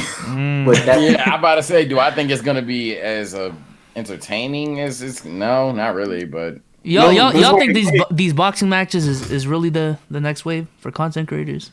For money, yeah. I feel like it is. I ain't gonna lie. It like one big event, it's gonna put it this way: content creators, they're okay with making a big bag off of a 1 minute ad on a video. Now imagine making millions off of a 1 minute scripted fight. Scripted? Oh, it's definitely gonna be scripted. You think some people are gonna get their ass whooped? No. Come on, man. These events have not been scripted. Either way, it's still a lot of money in a short amount of time. I was just joking. Yeah, it's a lot of money, but it's not scripted shit. That's what I'm saying. Like it takes certain individuals to do it. It's a lot of niggas that had a chance to do it that passed on it because they don't want to deal with actually getting punched in the face. I mean, personally, I would definitely do it. Like, sign me up. I throw hands with niggas. Give me a bag. Yeah, I'm with it. You think the upcoming ones won't even be scripted? Like like if you somehow, let's say for some unknown reason, you got Flight and Nate in the box. I know for a fact whoever loses. He does this every pod, bro. Why are you zooming him? It's gonna be extremely unentertaining. It's not gonna be scripted. To say like, oh, what? I mean, I think it's gonna be obvious when they're scripted. Like, if it gets to the point where it's scripted, I think it's gonna be obvious. I don't think they're scripted right now. I don't think they're planning to be scripted. But if this becomes an oversaturated thing where it's like every 2 weeks there's a whole new TikTok boxing event, YouTube boxing event, Twitch boxing event, Instagram versus Twitter boxing event. Twitter. Yeah, like be the sign. I agree. Then it's like, all right, now this shit might be a little scripted once you got a bunch of niggas you don't even knew out there fighting for bags and it's looking bad. Like then I'm like, all right, yeah, this is scripted. But right now, nah, it's in the twilight stages. Eventually, it's going to hit its peak and its apex, and that's when I hopefully am able to step in the ring because I actually look. Quick side question: is anyone actually blown up on Twitter that didn't have like a prior platform or isn't known through, just being a celebrity, a government official, that type of shit? I think so, but not like people we would know. Yeah, I'm saying not that we know. Okay. But like people not even in our demographic. Like I'm not counting the people with like anime profile pictures that. No. I'm talking about like real people with their personality. Yeah. It might have been like, or you have like a graphic designer, like niggas just got work through graphic design, slowly built their way up, or whatever. You just don't know about them. Like it's plenty of people like that. I know people that have books that their whole personality is based off of Twitter. Like, and it's not nothing wrong. But that's another issue with Twitter because people can't even get themselves monetized as fast as these other apps. But I mean, hey, that's the OnlyFans competitor, man. I'm telling you. Hey, I can't get into that stock. I can't do it. All right, bro. Just put the OnlyFans in the bio. GG. I can't do it. From a person, I ain't gonna lie to you. For a person that's on the side of Twitter, that's basically OnlyFans content. It's not as hard as you think. I ain't gonna lie. Listen. I already put my tweet out saying I'm coming back to Twitter. I've been debating if I should go crazy with my retweets like I want to. Like I got some shit I can retweet. And niggas can be like, yo, Dom, like, what is your time on? We got a light platform now, right? I ain't gonna lie. There's some 15-year-olds following you from this pod on Twitter. So, just great power comes great responsibility. No. There's no one, everyone is above age on my Twitter. Bro, stop it. How do you know? But How you know that? I'm about to say. I just know. They got anime pictures, man. Goku 30. Honestly, how old is he? And this might be my little flex. I think I even got to tame my Twitter down when I can't be saying the stuff that I used to say. Oh yeah, nah. Omar, last pod, you brought up the point that you don't think OnlyFans is gonna last because of the app user interface, like how much it crashes and shit. Again, that goes back to Twitter. It's already like an established app. It won't crash as much. You don't think that plays a factor? If Twitter decided to do it, OnlyFans would be done. Like OnlyFans would be done. People do. If you look, so what's the pushback then when I say it?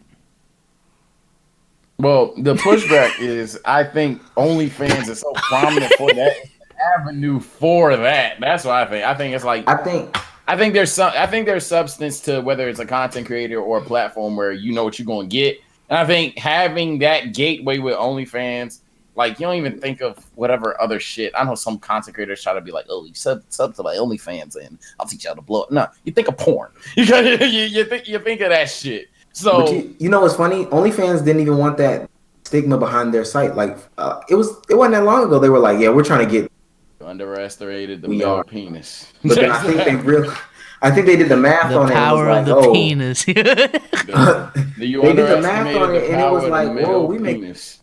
from these folks taking their clothes off, so we might want to chill on that. But OnlyFans people have like 35K followers on Twitter, and Damo can confirm, like they have like a lot of. But if you go to their OnlyFans page, they have like a fraction of a fraction, because the conversion doesn't work like that. But just think, if I could bring my paid stuff to my 35,000 or 40,000 or 50,000 followers, I know my neighbor does. That's what in-app. My neighbor does OnlyFans. Her main page, she probably has like 200 followers on Twitter. Yeah. Her OnlyFans page, she has like 70K, and the likes are there and everything. Like, just think if she could put her stuff there instead of then on her OnlyFans, 1,000 subscribers. Does OnlyFans have like a recommendation algorithm? How does she have 70K on OnlyFans? No, she has 70K on Twitter. Oh. Okay. I was backwards. Yeah, you said it backwards. Did I? You said she had 200 on I'm Twitter, about to but say, 20K on what? OnlyFans. I was like, No. She's really tackling them OnlyFans Judge me on you, algorithm. I gotta see what that shit about. How you got a $700,000 body, but a $200 opinion? Damn. That's wild. Crazy. That's But wild. it just doesn't convert. So if they could bring it in app, I just don't think Twitter wants that stigma. But honestly, to be honest with you, they could even make like low key. A second app would be OD, but like something to where this is like you won't see this stuff at all if you're not like access to this. You low key have to opt in. Premium, baby. That premium Twitter. I feel like that's Or they can buy off from OnlyFans. That's taking it away from my 35K. But if you opt into this stuff, like let's say Twitter did it like this. In order to see this X-rated content, you have to opt into this side of the app, period. So if not paid, nothing paid yet. And then they introduce the pay section to the people that have opted into this. I think Instagram tried that when they rolled out being able to no Jesus Christ. When they started out rolling out the ability to post more than 1 minute videos, they started Instagram TV, and they made a whole ass app for Instagram TV. I don't know if y'all remember that. Oh yeah, the IGTV thing. But then it flopped. It flopped, yeah. Yeah, you asking somebody to download a whole nother app, too much for people. Like it's too much for people to even search your name on YouTube. You think somebody's gonna download a whole nother app, subscribe to a bunch of people on this other app, which is the same profile, but then they decided let's just make them one app. Like, yeah. I was excited for the IGTV shit though. I ain't gonna lie, but I was gonna be a lot bigger than what it is now. yeah, that's it's too just much. a feature on Instagram now. Like if you wanna post more than 1 minute video, go post it as an IGTV. But that's okay. I just posted on YouTube, bro. What am I doing? Reels are already better than IGTV. That's That's only because of TikTok. That's crazy. Up, Instagram just copies everyone, aside from pictures and shit, because obviously they're the go-to platform for that. Everything else, they have just ripped everyone off. It's wild, bro. It's wild. Nobody's creative. Everything is something that's already happened. Omar said if Aiden was a app, he'd be Instagram. That's tough. That's fine. Just do it better. But hey. All right, man. Well, we're approaching the 2-hour mark. Do y'all have any other topics y'all want to bring up for the pod? Omar lips are still greasy. I would like 2 to hours preach in. I just want to preach human safety and make sure that you tell your parents you love them every day. Follow the rules, kids. Don't misbehave. Trust. Because when this camera goes out, I might not even have an after pod discussion. I gotta see what happened. He's gonna be peeking from the door. Hey, nervous what opened my door. Has your sibling ever been beat so bad that you really started to feel for them? Like fuck a sibling. My cousin. Oh my God, my 7-year-old niece. I kid you not. I had to take a piss, and we was about to leave. They live in Virginia. I live in Maryland. So I was about to take a piss and go home. Slim. She said, "Fuck you. I'm taking the shit. Get out." Granny came across the door, said, "Oh, oh, this is what we doing." In my house, she a church. She lived not even 5 minutes from the church. Like you could walk to that motherfucker. She said, "Oh, this is what we doing." Okay. Grabbed her ass off this bare, like she was just sitting on it. Grabbed her, took her outside. There's a big ass tree right in the front door. She said, "Okay, which one?" She said, "Which one?" I said, "Bro, I was like 10. I kid you not. My mama ain't done this to me." She said, "You can't decide. Bet. Grab this big ass." Never mind. I don't know if you can say it, but infer what happened to my niece. It was. Oh my god! I on the Bible, I ain't making shit up. On the Bible, That's in my heart. That's in my heart. I ain't seen a girl cry like that in a long time. You felt bad. That's your fault though. I'm not gonna lie. What? Take a piss. So you know how when you be having a piss after like 20 minutes and you sitting in the car, it's like your whole lower sternum feel like it's glowing type shit. Like I'd be like, hey, yo. Yeah, like when I don't know if you play Smash Brothers, but like when Wario God take that toot and it's like he got enough damage on him and it's about time, yeah. So that's how my dick be feeling. If I don't take a piss, be like, oh shit, all right, man, it's about to be time. It was on that type of time. I was like, hey, you got to fuck up. I'm about to leave. You could go back on the toilet, but I'm about to go home. Well, and my other question is, why were you gonna make her stop shit? Bruh. I was 10. I didn't say I was right in this story. I said it weren't my fault for her to tell me, fuck you, I'm taking a shit. I didn't make her say that. I made her say no. I made her say I'm taking a shit. But I think it was the fuck you that threw everything out of proportion. All this nigga had to do was piss outside. I was just gonna say the same thing. Pardon me that I didn't want to pee on a tree. No, you had the ability to pee outside. Now she got beat with a whole. Well, yeah, you could have peed on the tree, but you got her beat by the tree. So our forefathers created the plumbing system to avoid shit in the goddamn streets, to avoid everything smelling like pee. But because I want to use the toilet, now I'm the bad guy. That's how they hold the man down. This right here, this how they hold the man down. They don't want to see me pee in toilets. They want to see me pee in the grass. They want to pee in the grass like a man. Yeah. No, that's a man. Oh, so I'm a bitch if I flush the toilet. Okay, I get it. Okay, I understand that. I'm a bitch if I flush the toilet. I know this is gonna sound a little freaky too, but you didn't like. It's Dom is laying down. You know what? Wait, you could have peed in the tub, bro, or something. In the tub? She's in there. Dog, get in. Close the curtain. You got her beat, but I done been beat too many times. Bro, come on, bro. I felt so bad for her. I was like, I say fuck me too. Like when we got in the room, I was like, yeah, fuck me, man. That shit's crazy. But look, all she could have did was ignore me, say no, or even I'm taking the shit if she has to curse. But that fuck you was unnecessary. So I guess the result that she got was unnecessary. But to accuse me as a bitch or a different gender because I want to pee in a toilet is wrong. That is fucked up. You should be ashamed. All you have to do is piss outside like a man. But like a man. That's that. Ooh. So sound like you listen to Kevin Samuels, though, man. Yeah. So when a girl take a squat out there. What's up? They pee. Dog, that's completely different. How? Because if she taking a squat out there, that means that's her last option. It's either that or piss on herself. Oh, if she willy nilly just out here taking pisses with open toilets, that bitch is a demon.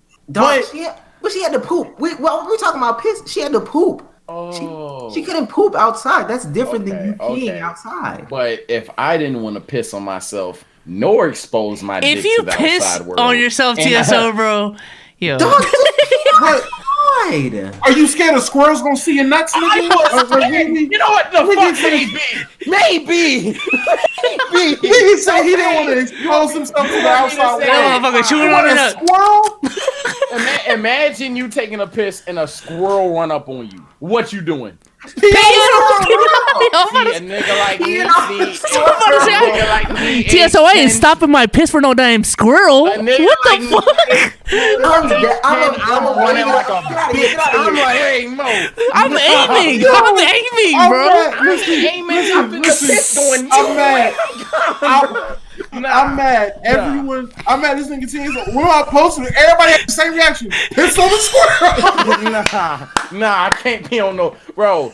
It's not even about protecting nature. I ain't gonna lie. I would piss on that squirrel now. But at age 10, I'm scared. I'm still pissing on this. I don't care. At age 10, you knew squirrels biting the walnuts. You think they got a problem biting into my dick? Nah, bro. I'm good, bro. At the age of 10, I was shooting the squirrels with BB guns because I knew the squirrels were a squirrel. Like I said, but you know what your other problem was? You was probably all the way down. You just cut out. Nah. See, he playing. Nigga had his pants in his ankle. He'd be so now we all the way down to his ankle. And that's why he didn't want to be out joning. It was a conversation. Now we're laughing. Niggas gonna be out there ass out by the tree. With my ass out at the He tree. put no lotion on his chat booty while he I put lotion on my ass. My ass wasn't out. We made fun of those kids in school, okay? I wasn't one of those kids you walk into the urinals and it's just, that wasn't me. Bare ass, nigga. Yo, Sage. Ass and knees. Definitely me. I ain't gonna lie. Now, I know we got in this bitch soon, but I ain't gonna lie. There was one time where I had to take this shit so bad. My first shit in a school, and some kids came in. I don't know why they was just fucking around fighting or some shit. I lifted my legs up in the stall, so I tried to make it look like nobody knew I was there. But I guess they seen me coming in the way. It was like, bro, if you got shit, just say so. And the niggas just. I ain't gonna lie. I feel so embarrassed, and I think kids are so evil back then. So they knew I was embarrassed, even though they didn't think much of it, and they just started going on me. And I remember at some point, I don't know what they said, but to this day, I remember crying. Me alone, like that shit. bro. Them niggas made me cry, bro. I ain't gonna lie. You was bugging. I was a bathroom destroyer in school. Nigga, Don't look so high right now, bro. Hey. I was destroying all bathrooms in school, bro. Junior year, niggas knew my shoes at that point. Niggas was like, oh my 12s high. Is that to do with the 12s again? They was like, that's the wolf grays? Nah, bro. I'm good, bro. Oh, nah. Back up from that nigga. That's tough. Tough. Y'all niggas. Just say, feed on a squirrel next time, bro. That's all we're saying. Bro, I was 10, bro. I ran away from a cat when I was 10. I was a bitch. You ran away from a cat? I was allergic to cats, though. Oh, okay. So I was allergic to cats. Running away from a cat. You allergic to a damn squirrel. Piss on the squirrel. No. The last time, I remember why I ran away from the cat, because the year before that, the cat fucked my eyes up so bad, I felt like I had cat eyes, bruh. I felt like I had cat eyes. Like, I couldn't feel my fucking pupils, bruh. Like, that shit fucked me up. Yeah, I was deadly allergic. Can you feel your pupils now? Nah. I told you I'm in pain. Did anybody feel their pupils? Did you forget how? Sir? Are we supposed to be able to feel our pupils? Sorry. Break down the science. Wait, sir. Do you feel them with your fingers? No. But you telling me? No, he said that, and I should start thinking. I'm like, no. Are you supposed to be able to feel your pupils? Can I answer, or is it rhetorical? So, if you've ever been enlightened, let's say, you've never felt the sensation of knowing every direction your pupil goes? Are you Madara? What the fuck?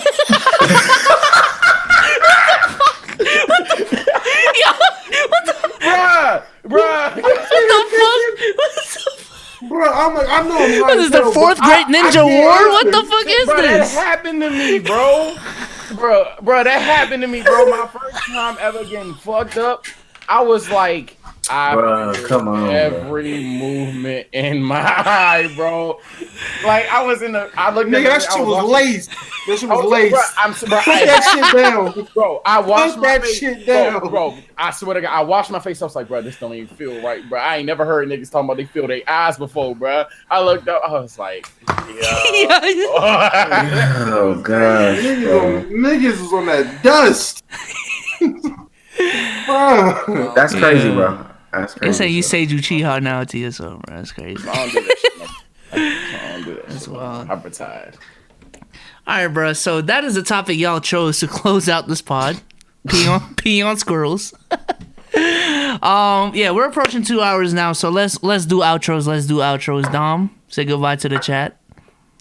All right, everybody, man. Thank you, Chad. It's been your mom's favorite midnight snack, and I hope y'all come back. What, Wednesday? Yeah. Yeah. Omar, say goodbye to the chat. For real. Okay. Sub to me on YouTube. And follow me on Twitter too, because did I cut out again? Yeah. Oh my god! I know. I didn't see the. I didn't see I'm the looking green at thing. you I was like, like, yeah. damn it. Sub to me on YouTube and follow me on Twitter. I'm about to get these last ignorant tweets off before I get to 5K, because apparently at 5K you got to stop. But I'm really finna go hard on women. I'm really finna go hard on the establishment. Where? I'm really finna go hard on your channel? men. On Twitter. I can't do that on my channel. Oh, You about to bash women on Twitter? I didn't say that. I didn't say bash women. You just said you about to go hard on Nah, women. I'm with this nigga 100%. You could do that on YouTube before Twitter. No. At least Apparently monetize it. point. Let me chill. By go hard. Listen, I love women. I'm talking about going hard in the sense of spreading my love and my opinions. Oh. Okay. Don't fall for any crypto scams as well. Oh yeah. That's what I got. All right. TSO. What you gotta say to the people, bro? We were supposed to end this bitch like 12 minutes ago now. I'm sorry, but hey, follow me on YouTube, Twitter, Instagram, all TS_stage. If not, add a 23 next to that motherfucker. And yeah, I'm holla at y'all. I'm tired. I ain't gonna bed. All right. Well, we'll catch y'all on Wednesday. Check out the Patreon. Sub to the channel. Peace out.